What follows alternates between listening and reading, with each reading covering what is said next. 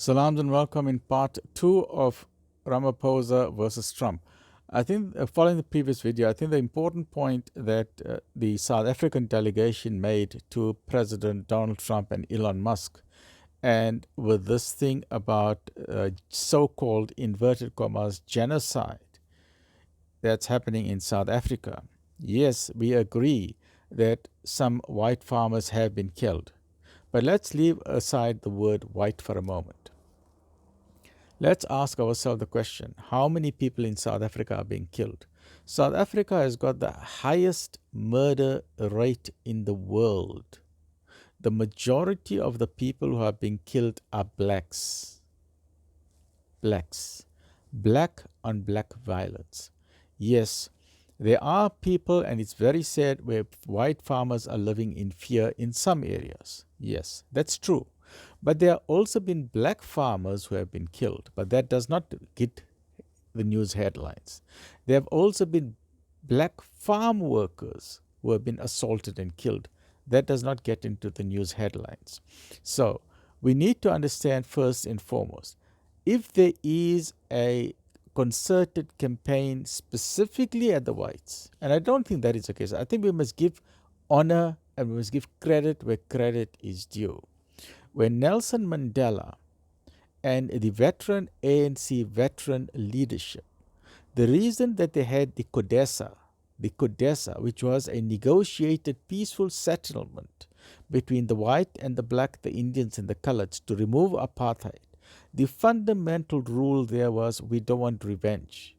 There must not be one apartheid system being replaced with another apartheid system. We don't want to get rid of white apartheid and then when they replace it with black apartheid, because apartheid is evil. White against everyone else is evil. Black against everyone else is evil. So South Africans did not go onto a process of saying, okay, let's get rid of certain group. Yes, some people do make reckless comments, and we agree to that. But when a person makes a reckless comment, whether that person is a politician or whoever that person may be, we must understand, what does the Constitution of South Africa say? Constitution of South Africa says that everyone must live in peace, and this is a nation for everyone. We don't worry about color. The only reason why we say, if I say I'm an Indian, if that person is a black or a white, the police identity card needs it. If there's a person breaking into my car, I see he's a black guy. Or if someone steals my, I see it was a white Afrikaner who robbed the bank. That just helps for identification. But I'm happy that the GNU, and I'm happy that they mentioned that it is not only the whites who are being killed, also the Indians are being killed. Myself, I'm a typical example of that. I'm in bed. I've got spinal disability. You know why? Because a black man came into my house and shot 3 bullets. Three, right? So we don't use this to say that only certain people are being harmed in this country. We as South Africans must stand together. Our enemy is not America. Our enemy is not Russia. Our enemy is not Britain. Yes, we threw away our shackles of British colonialism. We got rid of that because we are independent people. We are South Africans. We are independent people, right? We want to live our own. We have our own destiny.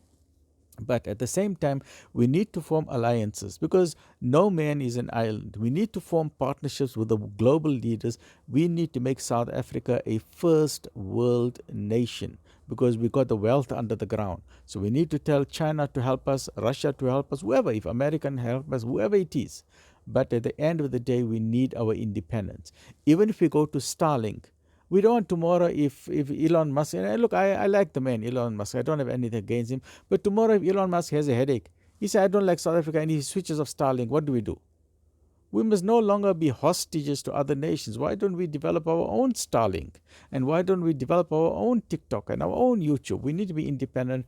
But at this point in our history, we need other nations. But I'm happy to say that our GNU delegation has made a fabulous presentation in America and to the world to show that the GNU is the best thing that has happened for South Africa.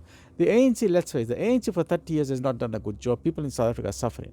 So I'm happy that the DA, and there's 10 political parties part of the GNU. Now there's a balance. Now we are going somewhere. Let me know your thoughts. Stay well, look after yourself. Alhamdulillah Rabbil Alameen.